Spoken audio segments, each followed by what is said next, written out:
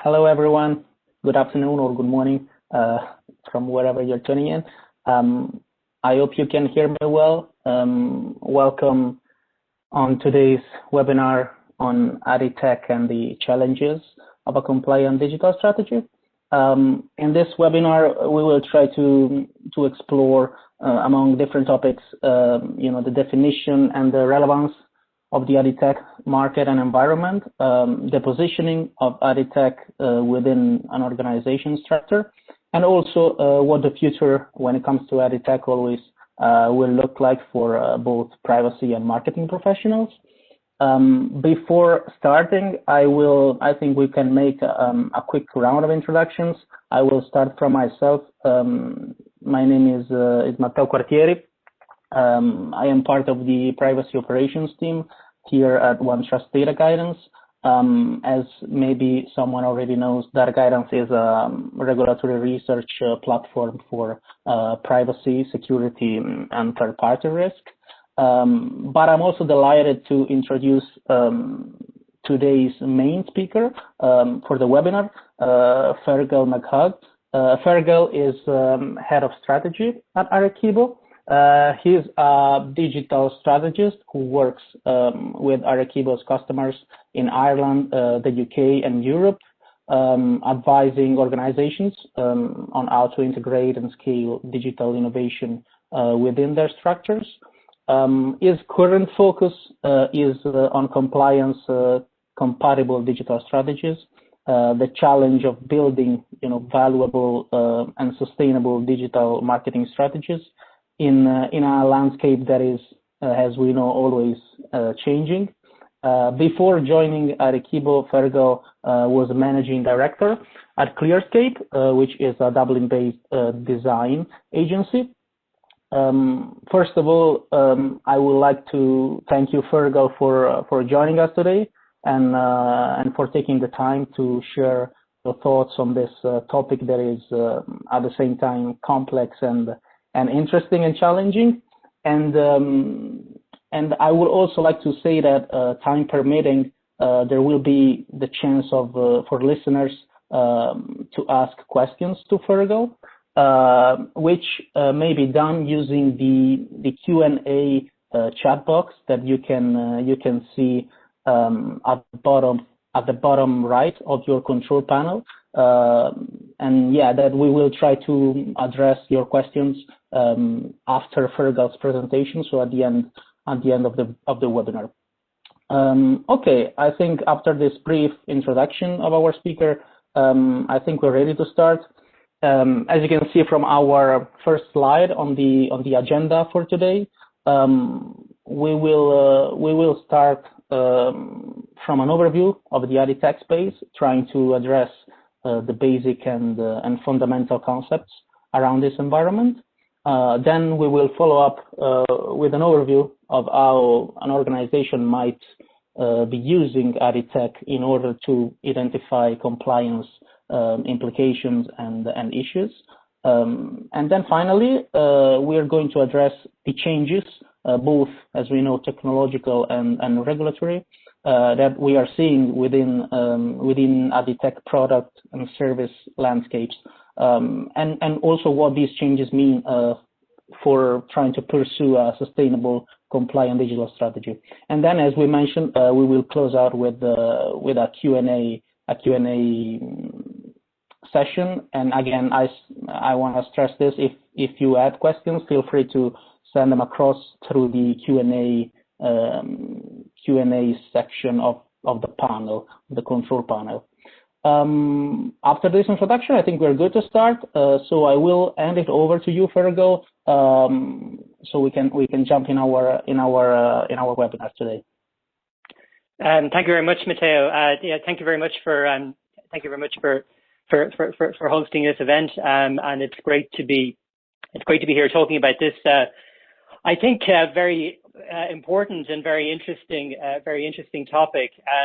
I think anybody who has any exposure to ad tech these days, it's the sort of thing that you only have to open the newspaper every day to find something kind of relevant to what you're doing. that can be kind of both thrilling and kind of can generate a lot of kind of fear and kind of concern at the same time. Ad tech it's an enormous industry. It's a complex industry, and it's really moving into a kind of a new kind of environment in terms of how customers feel about it, how businesses feel about it, and how regulators feel about it. So every day brings kind of new excitement.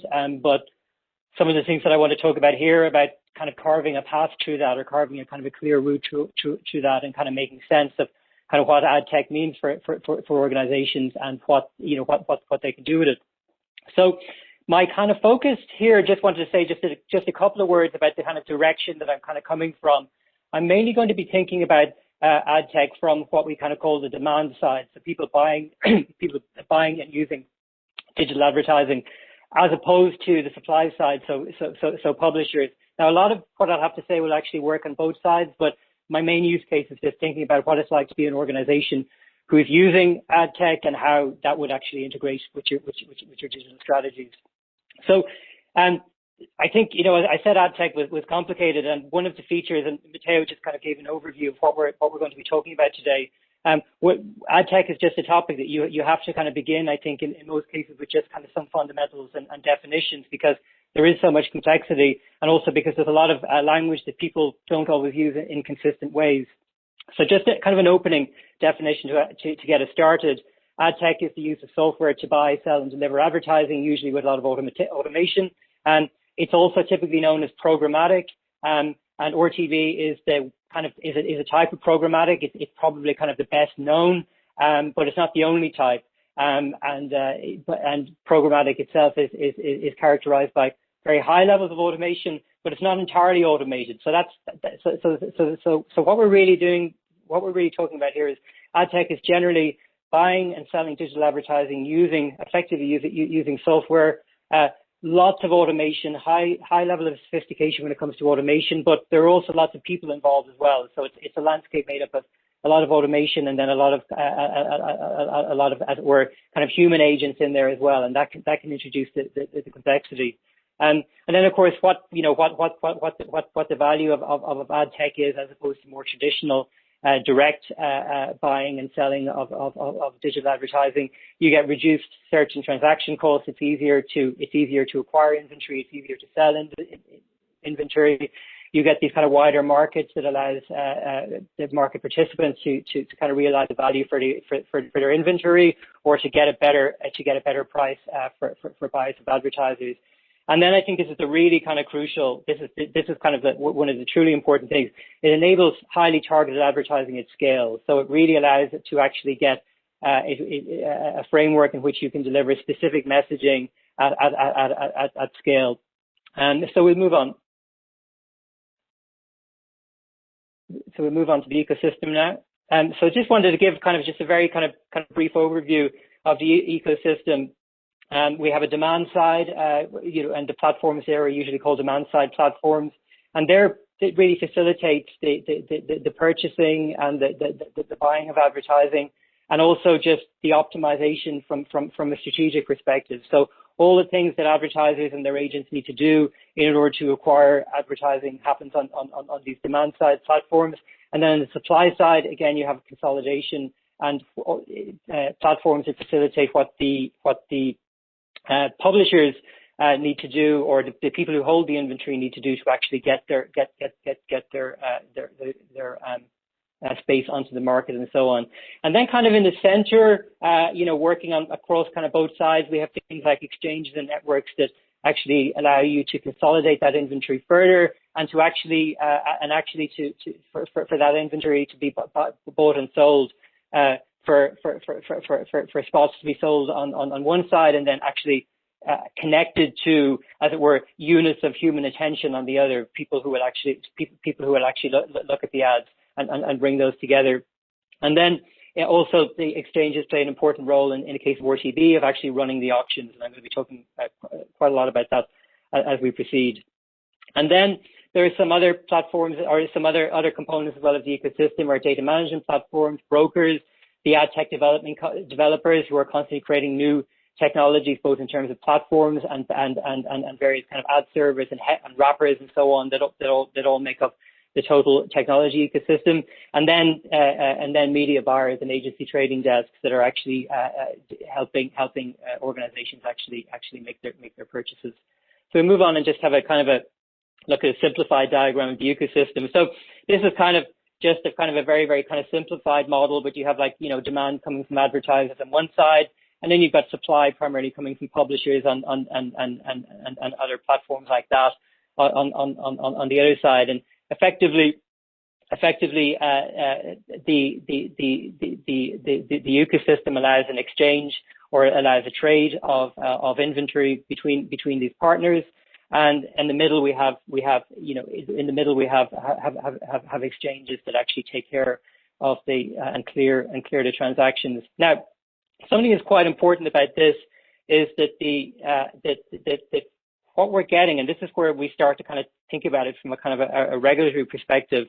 The engine that both the demand and the supply side actually run on, crucial to that engine is a combination of both first-party data and third-party data that can be fed into this overall ecosystem in order to allow inventory to be effectively allocated to buyers who have an audience, who effectively share interest in those particular audiences. So it's really kind of crucial in this model that what gets fed into the system is plenty of data, both from first-party data from publishers, for example, and then data they procure through brokers or or that are stored in data management platforms, and that data can help them, as it were, structure their inventory into a shape that people might want to buy by showing them what's actually available on the market. And on the same side, on the other side, data is crucial from the demand side in helping the buyers and their agents figure out exactly who they should be targeting and what kind of targeting capabilities out there, so we can bring those together. And then really everybody else here just facilitates it in some way. The demand side platforms automate a huge amount of the actual purchasing side, and the supply side platforms automate and consolidate on that side. And then in the middle, especially in the case of RTB, the exchanges play that kind of crucial role of allowing effective auctions to allow the supply side to allow people supplying inventory to kind of realize what should be their highest price, and that allows the people on the purchasing side to get the most value, get the most kind of relevant inventory, and get the most value for money.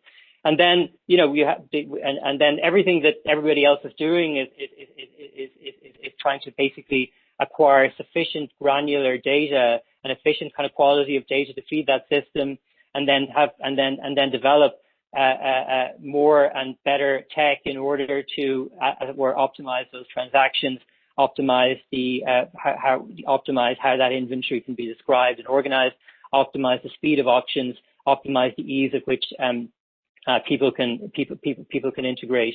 And so I'll move on to the next slide and talk a little bit just more in detail. So in terms of these types, we have, in terms of, I said at the very beginning that we're not just dealing with that ad tech isn't just ORTB. So we do have these other types.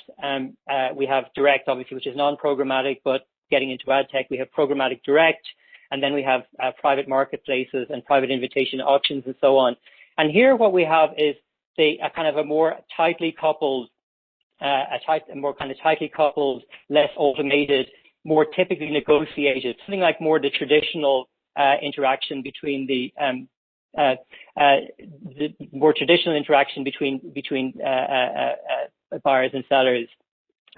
Except automation is just used to actually, and technology is just used to kind of speed that up.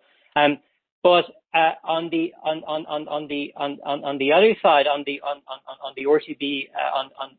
RTB open side, what that kind of allows for is it allows for a kind of a much more loosely coupled kind of tech ecosystem. You don't have so one of the problems that a lot of vendors will, or a lot of market players will find with the more direct approaches is that you have high setup costs. You've got a lot of work integrating with APIs. you've got to do a lot of discussion with the, between demand and supply in order to reach agreements on price and so on. And software can help, but there can be setup and integration costs. And the idea with the open side is that the problem with that, of course, is it reduces the size of the market. The benefits of the open side is it allows the market to expand dramatically. And RTB allows basically open auction of inventory at impression level, and transactions can go right across the whole ecosystem in milliseconds. And these are the IAB's own words. The RTB Open is basically the Wild West of auctions. Effectively, anybody can play and everybody can participate. And there's no real there are no real restrictions in terms of what can go in terms of inventory, or what it takes to be or what it takes to actually participate in that market.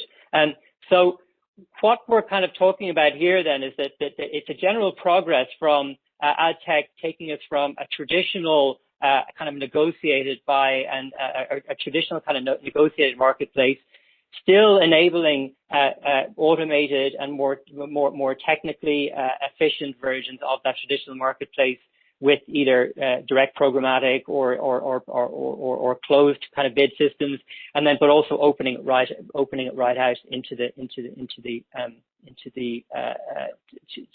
to a larger bidder framework. So.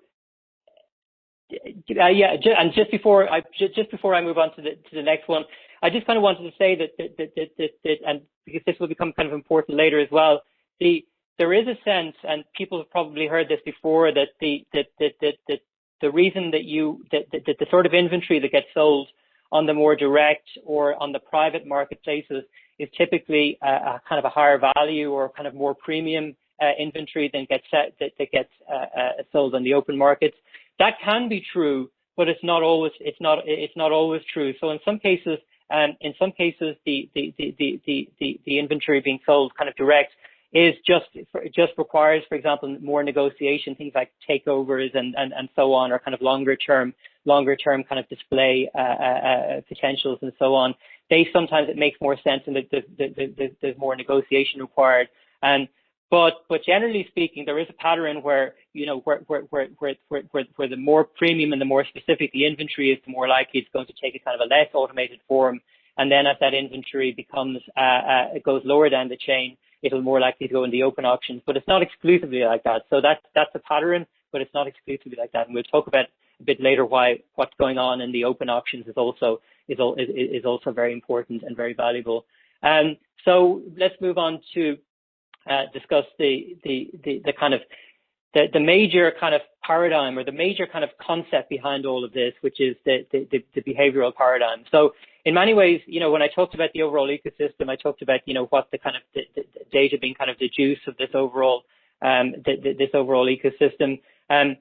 The best way to describe that the kind of paradigm that drives all of that is a behavioral paradigm. What we're primarily interested in doing is we're primarily interested in valuing inventory on the advertising market based on relevance to the people who receive that message.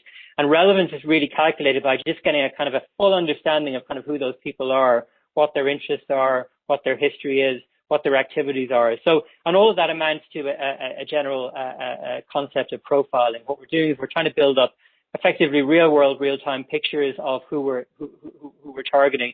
And this is really done by collecting very, very large amounts of automated data, very large amounts of raw data. It's aggregated and consolidated through a lot of the technologies I've been describing in that infrastructure. It's brought into data management platforms. It's matched with other data sets. It's traded between various organizations, brokers, packages, and make it easier for people to use both on the supply and demand side. And so what happens is you kind of get a transformation going on from this kind of raw data into a kind of a new category of data, which is inferential data. And it's not the raw data; it's the data that's been transformed using a whole series of kind of inferences we make about how people behave in circumstances, what they're interested, the sorts of people that we're engaging. And we build effectively a second kind of richer layer, a kind of a commoditized version of that data that looks kind of more like the people we're targeting. and that's the sort of material that then we use for targeting, or that's traded within the system to support targeting. So, and the whole view here is this is the behavioral paradigm, and that will become important when we start to think about where some of the compliance pressures are coming from. So we'll move on to just a little bit more information on RTB. So why is RTB so important? Well, everybody knows that the essence of digital advertising, as any kind of advertising, is the right message to the right person at the right time. And the behavioral paradigm and the ecosystem I've described really allows a really like kind of a rather amazing level of targeting refinement. We're able to target more specifically messages than we ever have before. And we do that by, as it were, as I've discussed, bringing that vast amount of raw data into these kind of inferential structures that allow us to build up reasonably accurate pictures of what our audiences look like. But the problem is that as it were, from a market perspective, is that a finely targeted inventory is more difficult to move, because by in its nature, it's going to appeal to less buyers than more generalized. You ask yourself, are those people my customer? And the idea is that as that targeting gets narrower and narrower, the likelihood that your customer gets smaller, and that has an effect of creating what economists call kind of thin markets, with basically low transactions and low, as it were, bid flow. And that means that the pricing isn't efficient, and people aren't really kind of getting their value.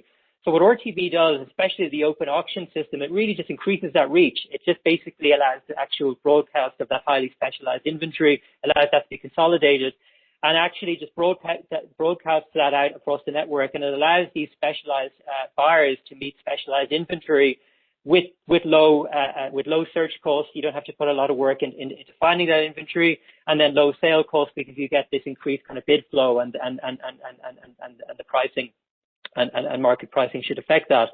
And that's really the crucial role that RTB is playing. What it's doing is it's basically taking all of this inventory, not just the non-premium inventory in the old-fashioned sense, but also just the inventory that's just got so precise that in its nature it's harder to clear, that finely targeted that finely targeted potential, and it allows that to actually get marketed. So it's really just this wonderful ecosystem filtering through this behavioral paradigm, allowing this refined targeting, actually then almost required the industry to develop an auction system to clear that highly specific inventory. And that's what they've done, and that's what's happening now. And that's why the RTB continues to grow and grow and grow. So, and we'll be talking a bit about that.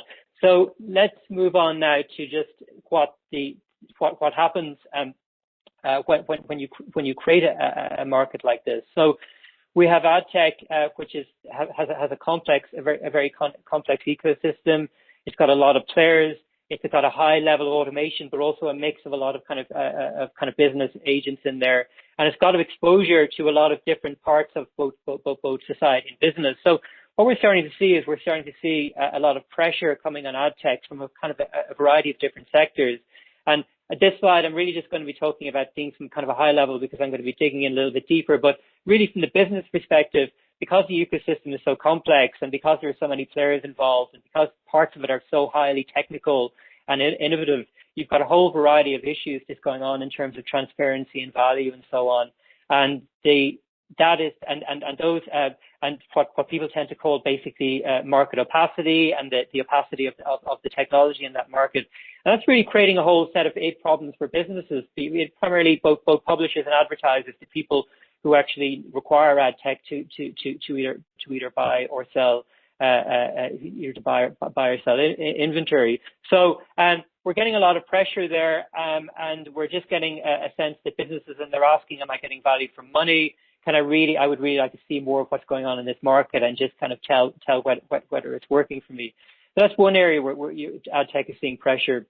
Another area, I'm going to drop the middle one and just move over to the right. The other area is regulatory. Ad tech thrives on data.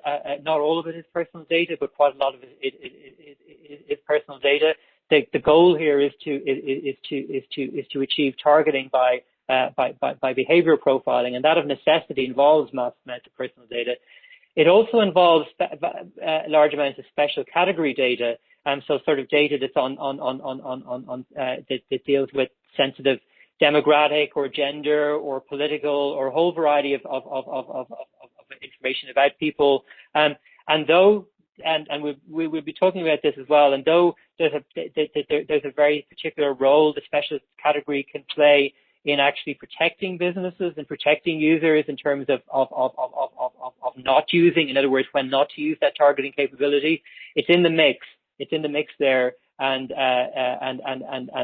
it's been considered by regulators as something that we need to a lot of pay attention to. Regulators are also concerned about what the basis for processing data, both personal and special category, that people actually collecting and processing within the ecosystem have.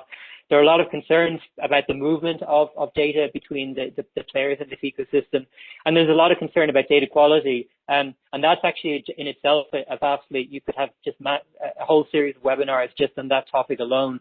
It's data quality, just in terms of how that data is actually, how that data is protected and how that's collected and so on. But it's also that data quality in terms of the large inferential layer that's put on top of the raw data. It's the quality of inferences. It's all the assumptions that are built into these into these activities. And what that does is, in the processes that I've described, that tends to replace the raw data because the raw data is not usable. And that's the stuff that's getting traded within the system. And regulators are a bit worried about how close and how representative all those that inferential layer is to the original data, and how, and the potential for harms where it's not representing people correctly. So we'll move on again. So just want to talk a little bit more detail about the business pressures on ad tech. So, there's a very large kind of public and business conversation kind of alive right now on actual efficiency. For a long time, the idea was that if we have a highly targeted kind of capability, we must be getting value, we must be kind of getting success. But there are experiments that are continually being run by strategists and by organizations thinking about their digital ad spend in terms of how they optimize it, and dropping out large portions of their spend and seeing the impact of that. And they're not always getting the results that people would expect. And what I've described earlier is the market and ecosystem opacity, since a lot of people who are engaging with the market, don't really understand fully what's going on in it. And in fact, a lot of people inside the market don't really understand what's going on in it either. You can have these nagging doubts. And then there's also this idea that that what goes on in terms of these for example, inside auctions, even though it's all automated, and that's one of the key things that we're told protects kind of safety here. And there's also a lot of concern about what goes on in terms of the sealed bid auctions, which is one of the main ways that auctions actually occur in these systems, and whether or not the actual prices people are whether or not, for example, the floor prices of inventory actually are the ones that are actually being reflected when the transaction clears. So there's a whole range of concerns that people have with those actual bid mechanisms, and the remainder that isn't automated, and the role that's playing. And there's also concerns from the buy side about just in terms of the role that, for example, things like agency trading desks play. So, for example, in the US, you might have 130, 140 agency trade desks that are owned by actually 5 or 6 different companies. So they can coordinate their purchases and their bid strategies in significant ways, and they have the ability to affect the market disproportionately. So they're increasing concerns in that area. And then there are all the consistent concerns about ad fraud that along with the ones I've described, just a whole variety, from whether it's from bots to all the major areas of fraud that we're already familiar with. And then there's just general issues about vendors not delivering to contract and specification. A lot of displays meant to have frequency caps on it. They're not always working. They're not always doing the things that they're meant to be doing. There's special category data being used for brand protection. doesn't seem to be doing the job, but meanwhile, it seems like the special category data is still moving through the system. There are issues with transparency, accuracy, and reporting. A lot of marketeers, and I tend to like to use multiple reporting systems to try and build up a picture because of biased reporting coming through from the people who they are buying and selling with. And then there's just this whole this overall complexity. So these are just all kind of threats that businesses see, or advertisers more broadly see to getting their value. So we'll just move on then to the regulatory issues. So just a little quote from the ICO in the UK. They did a recent review and their ongoing investigation into the ad industry. Just really says that this is an industry that's immature in its understanding of the data protection requirements. And we'll move on and just look at some of the concerns there. So again, just the fact that the use of personal data is fundamental there is a concern. The special category data is being used in multiple ways. I talked a little bit about that already, and there's often, without a legal basis and appropriate safeguards, there's a lot of reliance on contracts to enforce data protection, and very few of the vendors are actually holding each other to account for it. They're just saying, I've got a contract in place, and there's very little audits and so on. And then there's just a general worry that the value to, ultimately the value to end users of targeted ad is increasingly disproportionate to those risks and so on. And I recommend that report from the ICO. It's from 2019, and their investigation is ongoing. It's been a bit slowed by COVID, but it's still one of the best. It's one of the best overviews of what the major regulatory concerns with ad tech and specifically with RTB are. So we'll move on again.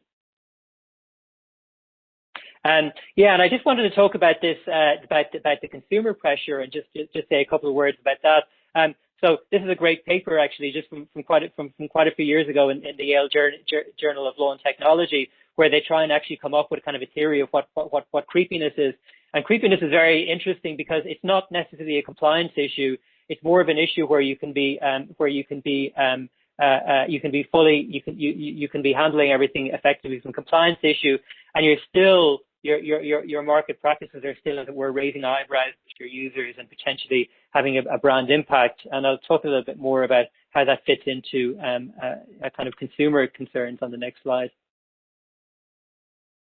So we are looking at this kind of as it were user situation where there's an increasing concern with privacy and intrusiveness. We have this growing kind of movement of kind of privacy actives. We have a lot of people just take privacy much more seriously. They're much more concerned. They're consuming information on it. They're starting to change how they actually interact with digital platforms and so on. There's a desire for better CX and better customer and user experience, and of course, the actual as we're ad experience can have an issue with that. We've got this rise of ad blockers, which is really being driven by all of those dimensions, and then all of this is just leading to a kind of a larger, kind of a richer kind of public dialogue on whether or not this is effectively how we want what we want our broader digital experience and our broader digital customer experience to be like. And I think in a certain sense that's only going to grow, because what we're also getting is this movement in education all the way from the bottom to the top of actually really educating people about privacy concepts, about what sort of experience that they should expect online, and that's creating increasing pressures. So we move on. So the next bit that I wanted to talk through is ad tech in the organization. Now, just looking at time and obviously wanting to get to the future as quickly as possible and talk a little bit about where things are going, I'll just kind of speed through this. So I just apologize if I'm going too quickly. But again, just kind of primarily thinking about this from the buy side. So the ad tech its role is at that kind of wide part of the funnel, creating brand awareness, and then also just acquiring in a fast-moving retail environment, actually acquiring customers. But in any traditional structure, you operate with ad tech at the wider part of the funnel, and then you things like MarTech or marketing technology take in as the funnel narrows. And obviously ad tech, its kind of primary use cases on the prospecting side. It tends to be fast moving kind of transactions without actually a whole lot going on in relationship. You're just, as it were, trying to corral traffic through the funnel, either through targeting or also in a more refined way through retargeting mechanisms. And MarTech kind of pushes toward more about relationship building. And then MarTech also it kind of distinguishes itself by building it's more focused on building value inside of the organization as part of an own media investment. And of course, that's becoming increasingly important now as organizations seek to cultivate first-party data sets. But this is all just a rule of thumb, because increasingly the boundaries have been blurring and will continue to blur between ad tech and MarTech, and the role of ad tech and the role of MarTech in the organization. A lot of that's to do with the highly refined model of targeting, but it's also, I think, going to be sped up by what our changes to current business and regulatory pressures are going to be. So just moving on to just a little bit more of ad tech in the organization. So some of the challenges and kind of risks in terms of how it gets in, a pattern that we see continually is that ad tech often kind of comes in the side door through an organization. The nature of it is it doesn't necessarily, in order to use it and to actually to deliver value, you don't necessarily have to have a high technical knowledge, a use of agencies and so on. Puts a lot of that ecosystem, as it were, at arm's length from the actual businesses kind of advertising and so on. And it doesn't tend to, and because a lot of that purchase kind of comes in through marketing teams, whether they're generalized or centralized marketing teams, or they might even be embedded with particular product teams and so on. And it can create a situation where an organization can have a significant exposure, as it were, to ad tech without it really having seen it, as it were, come in the front door, and without it really having, as it were, been effectively managed within their IT governance strategies and their digital governance strategies and their overall data and compliance strategies, because it can creep in. It's not always the case, but it's certainly a common scenario, and it's something that people need to be aware of, especially people coming from the compliance side. And then, of course, the risks of that are that that there isn't always sufficient scrutiny on what the ROI for an organization's use of ad tech is, where it's not used in effective ways. You've got brand damage. There can potentially, organizations can end up with a liability for unsound data practices. And then we just have the situation now where we have this rapidly changing and rapidly evolving regulatory context that could see an organization's use of ad tech reflect back on them considerably more. It becomes harder and harder. Under new kind of regulatory trends, it could become harder and harder for them to hold that activity at data length, and a lot of their interaction with, for example, third-party data that they use as part of their targeting, as part of their advertising, which they're not directly exposed to. They might find that's pushing in toward their responsibilities, and that's a pattern that people need to look out for. So we'll move on then to the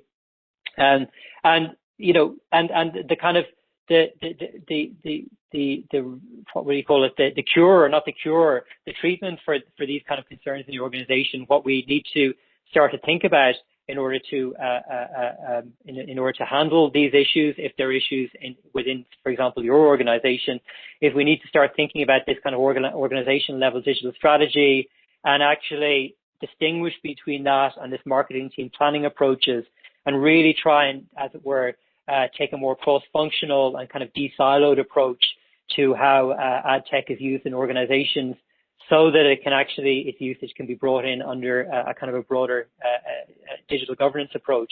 And this just seems to be a smart way of just starting to think about all these kind of dimensions that I've been talking about, where ad tech is under pressure from the business. Is it giving me value? From the consumer, is it affecting my brand or interaction with the customer? Or from the regulators, where I might find that I'm on the wrong side of new and upcoming kind of regulation if I haven't been planned for it. And I suppose one of the, if you're in a GDPR jurisdiction, but even if you're not, there are useful kind of tools that can be used that should be part of, as it were, data practice to actually frame these cross-functional approaches, and DPIAs, data protection impact assessments, are very, very good ways to actually kickstart this process of cooperation across the organization. Okay, so I'll just move on to so I'll just very, very kind of quickly just talk about this. This is one of these kind of acronyms that we've been seeing more and more of, and we'll continue to see. And it's customer data platforms. And we're going to be seeing an awful lot of this as organizations try and build up that first party data in order to handle the issues and handle those kind of sea changes in relation to kind of third party data. But it's crucial to think about this as a precise case where we are getting significant blurring of that distinction between ad tech and martech, and the patterns for usage that we're already seeing can lead. There's a very high level of possibility to combine third-party and first-party data sets. But unlike, for example, a lot of DMPs, which might be further at arm's length from advertising organizations or buy organizations, a lot of these CDPs are going to be right inside your organization, and sometimes in these attempts to actually build a kind of a stronger first-party capability and reduce that requirement for the third party, you have to take a very kind of strategic approach in order to ensure that you actually don't end up in a more dangerous situation. So that's just an area that people should pay specific attention to, and look at what those CDPs buys are, and look at how they relate to other buys in MarTech in terms of DXPs and other types of experience management and marketing automation, and make sure that we're getting toward a more compliant as opposed to a less compliant infrastructure. So I'm going to just then talk you through the final piece. So ad tech and the future. So just wanted to talk through some of the kind of, as it were, these kind of headwinds that the ad tech industry are kind of seeing, and then what it might mean for actually developing a compliant digital strategy. So a lot of the complaints from ad tech, the ones that are really growing in kind of volume and intensity right now, are in relation to RTB, and the complaint is simply that the RTB involves a wide-scale data leakage. And particularly special category information is being used without proportionality, and it's also being leaked and so on. So there's a variety of complaints logged with DPAs all over Europe in relation to this. They're all kind of moving along that channel. They're unlikely to have any sort of immediate impact, but we do need to think about what those kind of regulatory concerns would mean, and also think about that impact right across our kind of, as it were, from a business and consumer perspective as well. Then obviously the cookie enforcement that's now especially going on in GDPR jurisdictions. There's a cascade effect from that that's creating a lot of headaches for ad tech. Ad tech relies not overwhelmingly, but significantly to a very, very large degree on cookies for its identification and targeting strategies. And then also finally we have these problems with regulation changes and data transfers. As you've seen the ecosystem, it's global, it's vast, it's complex. It's got issues in terms of how data is moved between systems and across jurisdictions and so on. And it really is incredibly open to the breakdown of a lot of as it were, kind of transnational agreements for data transfers that have been breaking down recently and so on. And yeah, the impacts here are that are going to be that there's going to be more work required to protect users. Advertisers are going to find more kind of compliance headaches that they thought were really the problems of their agencies. And then there's this increasing risk and potentially of joint controllership with these non-transparent ecosystem players. You might say that you have no direct access to the data that you're using for targeting, but if some judgments might go in the wrong direction, there's potential that advertisers might find themselves on the wrong side of that mechanism. It hasn't happened yet. It could happen. It's just something to look out to. So we'll move on to some other headwinds. So the market fire. So these are like the people who want to get value out of ad tech. So obviously the browser phase out of third-party cookies is creating problems there. A lot of businesses don't like the attitude the industry has had to fraud. They don't think they're dealing with it effectively. The market opacity and the opacity of the ecosystem is continuing to continue to concern buyers. Consumers are increasingly unhappy with what's going on there, and they're, as it were, voting with their fingers and using ad blockers. And then, of course, you just have these high-profile, as it were, disagreements between different players in the broader technology space, where people who don't depend on, as it were, ad tech for their revenue are polarizing, as it were, the debate and asking questions about, whether or not we should be so reliant on an ad-funded internet and so on. And all of these things are creating, as it were, marketing headaches for ad tech. And the impact of these, obviously, is that a lot of where ad tech acquires its value in terms of that highly refined targeting that highly refined targeting is going to be impacted by this. There's a loss of tracking capability, the reduced effectiveness of ads, reduced visibility of ads, and that overall kind of brand piece is getting affected. And then next, just want to get in a little bit more detail onto the on the next slide onto the so-called cookie apocalypse. So what ad tech is doing about this, as the cookie issue being one of the major things to deal with. So in what I call in paradigm responses, so people staying, as it were, organizations staying within the behavioral profile approach, wanting to, as it were, replace third-party cookies. We have the IAB reorg, which is, as it were, seeking a secure, high-functioning identifier that can be passed along the programmatic chain to allow everybody in the ecosystem to do a better version, a more secure version of what they're doing now, without cookies. You've got the privacy sandbox proposal from Google, which seeks to use basically a kind of a differential privacy model to effectively provide a broker for people interacting and targeting on the market, where we can actually protect personal information using privacy budgets that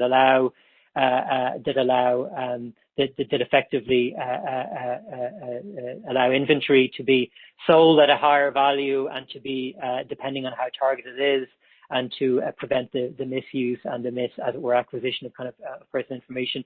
Both of these things are still in high proposal, as it were, vague state, and there isn't anything fully material yet. So we kind of await to see what those things look like. And then obviously there's a lot of just regular kind of ad tech negotiation, for example, between regulators and the IAB, for example, where they're just trying to trash out a lot of the issues that I've been discussing already, and trying to make a kind of make as it were, make a better world together. So they're the in paradigm responses. I just wanted to mention an out of paradigm response, just to show what and the next slide, just to show what other alternatives that we should be considering from digital strategy perspective. So relevance is still relevance, but we can think about what relevance might mean without profiling, without outside the behavioral paradigm.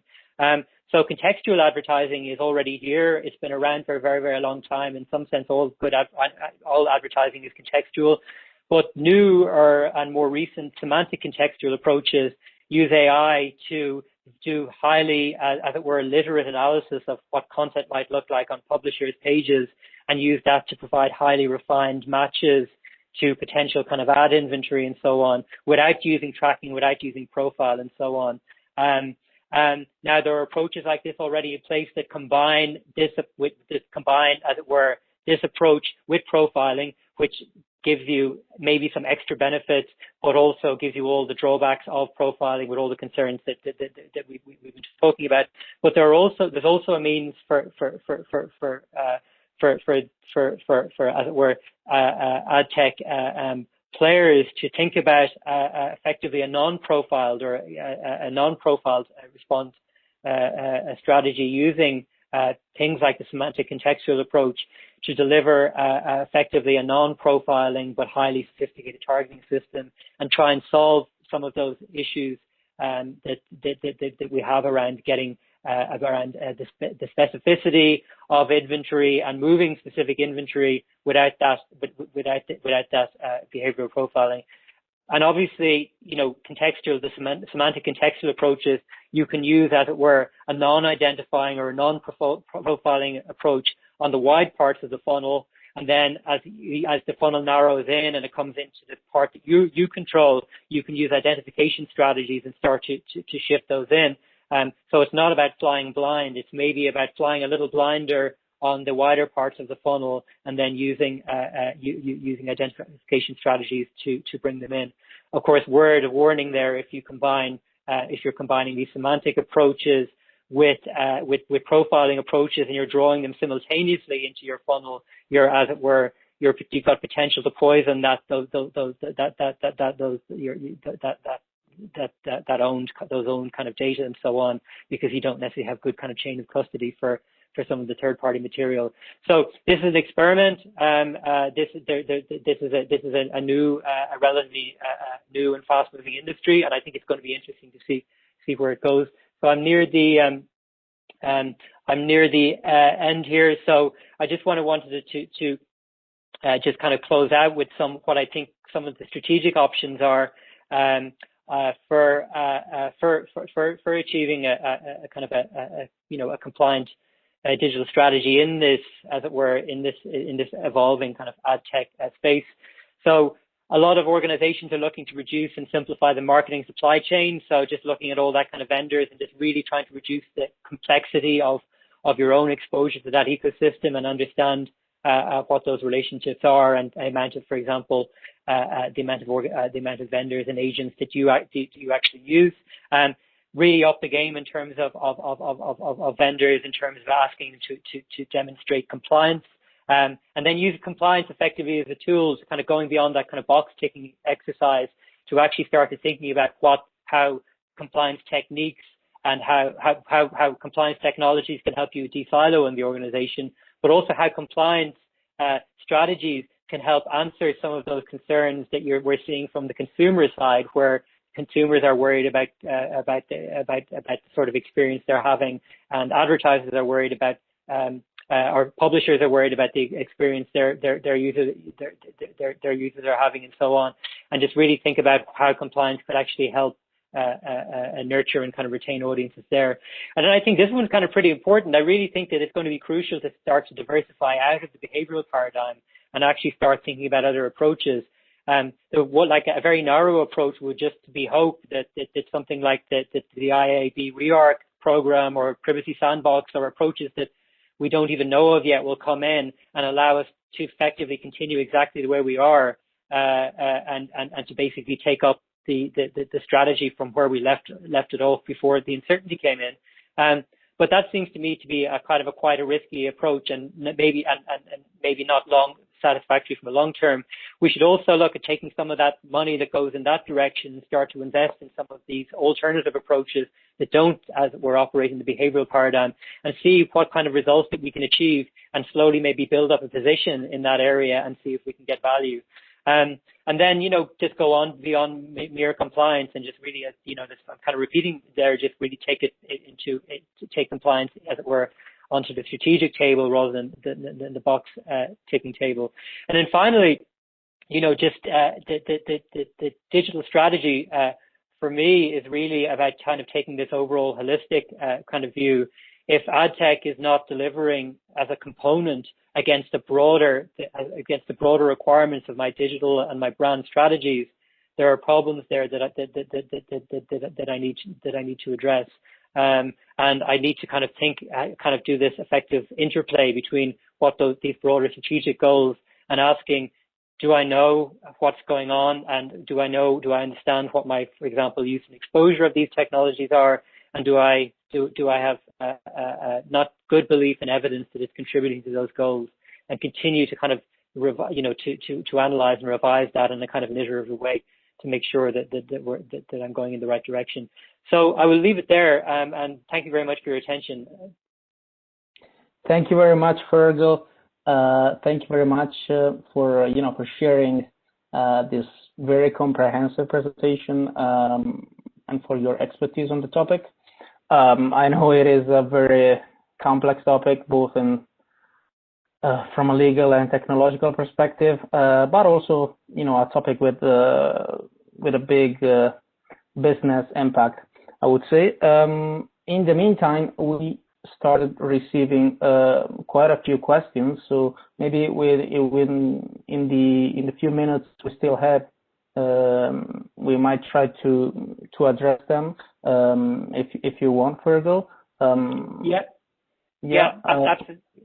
Absolutely. Yeah. So go ahead. Let's see if we can get through a few. Yep. Sure. We got a few questions. I would say in relation to the roles of subjects within the EdTech system. For example, there is a question on the difference between demand and supply side, and they are asking which one has the banner space for sale and which one has the advertisement that fills that space between demand and supply side. Yeah. So the supply side has the space for sale. They've basically got the chunk of the on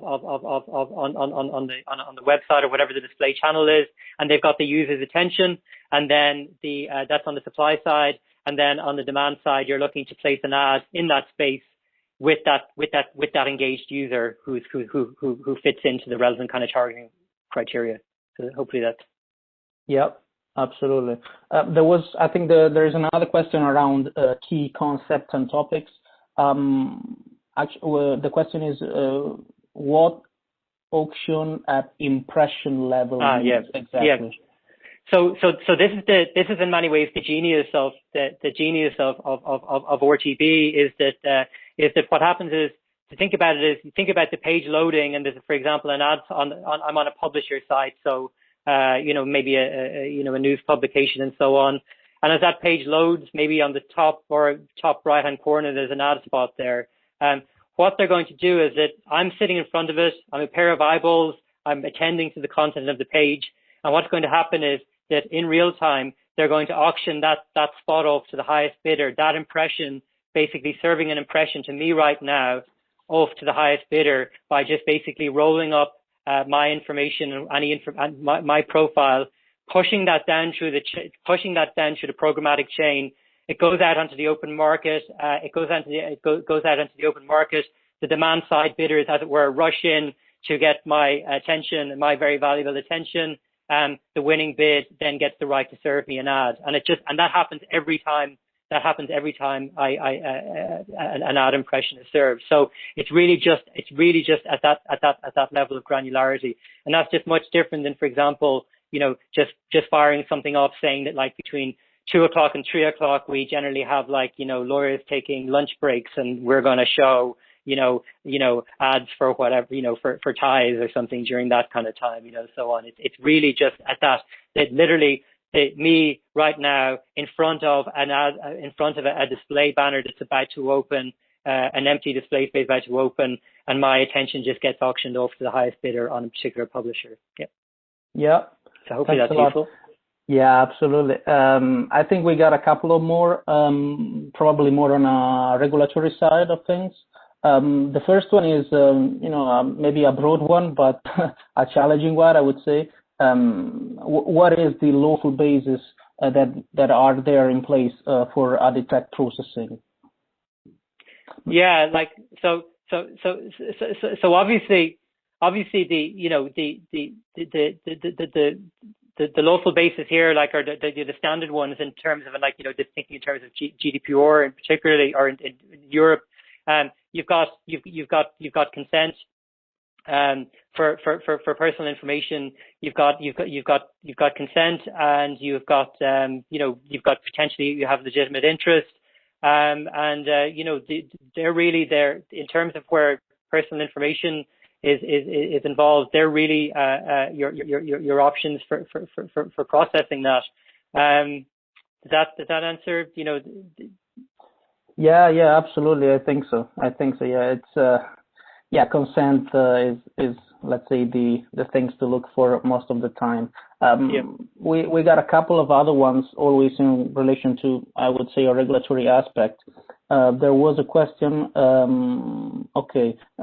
Where does retargeting fit into this AdTech ecosystem you described? So are the regulatory issues less strong when we are talking about retargeting, or are the challenges the same? Well, I think so. Retargeting for its effectiveness depends on tracking and profiling. So it really is kind of open. Retargeting is really open to all the issues I described in terms of the use of trackers, the use of third-party data, the use of matching third-party data sets and matching first-party data to third-party data and so on. All of that goes on, as it were, in a retargeting funnel, and all of that is exposed to the. I think the important thing is that where customer data is at play and where it's difficult to distinguish, as it were, effectively segregate customer data into the stuff that's personal, into the stuff that's not personal, into the stuff that's, for example, special category, and where you can't really, as it were, option and target on the basis exclusively of as it were, those kind of silos. You can't tell the difference, and then you just have to assume. You effectively have to assume that it's the highest standard that applies, and so on. And that's kind of one of the big issues. And I don't see any reason to think of retargeting being exempt from that. Like, I think there can be better and worse approaches to retargeting, and really depends on where you meet the ecosystem and, as it were, what your particular journey is through that kind of that particular chain, and the quality of the DSPs you use and the quality of the exchanges and so on you're going across, or the networks that you're going across. So they're worse and better, but a lot of that's very, very difficult to a lot of that's very, very, very difficult to see. And then obviously just a side note is that retargeting, relies significantly on cookies and as it were, cookie-like technologies to do its work. So obviously it's threatened by all of the business pressures and the consumer pressures that I described there. Yeah, absolutely. It makes a lot of sense. We do have a couple of others. One is more GDPR focused, let's say. One of our listeners is asking if you have any tips, any recommendation, for when addressing notice and transparency obligations under Article 12, for example, of the GDPR, because obviously it is quite challenging to provide sufficiently clear as well information about all the parties that are, accessing data within this ecosystem, because as you described, you have a lot of actors. I think that, the difficulty with answering a question like that is effectively, in many ways, that could be the central kind of message of this overall, this overall question of kind of aligning kind of ad tech and strategy. The industry is not configured right now in a way that allows you to do this, to effectively fully meet those requirements. So what we're kind of doing is we're kind of waiting for, and effectively we're all waiting to see effectively what the impact of the complaints will be, and how much of this stuff actually gets kind of enforced. But we can't really, there's too much opacity for us to be able to actually deliver the relevant kind of transparency. So, so my own kind of personal view on this is that and this approach isn't for everybody, but that if you want to steer a very clear, if you want to be able to do this, if you want to be able to do this well, in other words, do this and actually be able to, as it were, sign off from it from a kind of a fully compliant perspective, you don't profile on the wide parts of the funnel, and you only start profiling when you get explicit consent and you're drawing it into, as it were, unpolluted first-party data sources. And then you effectively have chain of custody for your data, and you know that when you make commitments in terms of transparency and so on, that you have and then you're not exposed to all of the issues out on the wider part of the funnel if you're using kind of the behavioral profiling techniques. But that's not for everybody. You know what I mean? That's the and I should have mentioned earlier, like, this is an industry that's growing and continues to grow. There will be, X amount more euros or dollars will go into, as it were, the behavioral paradigm and so on. This is, that approach is in everybody. But the question is interesting, because I think the answer is that you can't do that unless, you can't do that on a current nominal engagement with the ad tech industry. And that's the problem in a nutshell. Yeah, absolutely. Maybe we got time for another quick one. I mean, I don't think this is a question that can have a quick answer, but I don't know, and maybe it is something you already touched upon when you mentioned joint controllership issues. Yeah.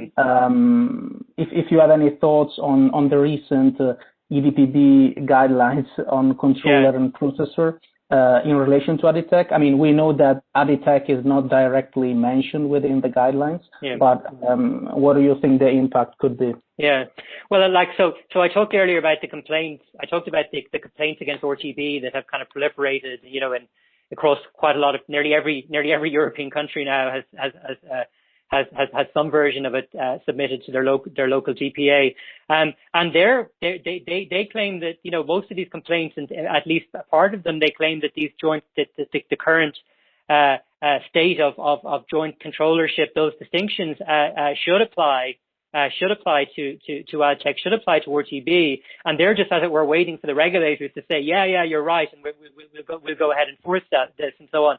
I think that's unlikely. I think that, look, and again, this is just my personal view, I think that's unlikely to happen for a whole variety of reasons.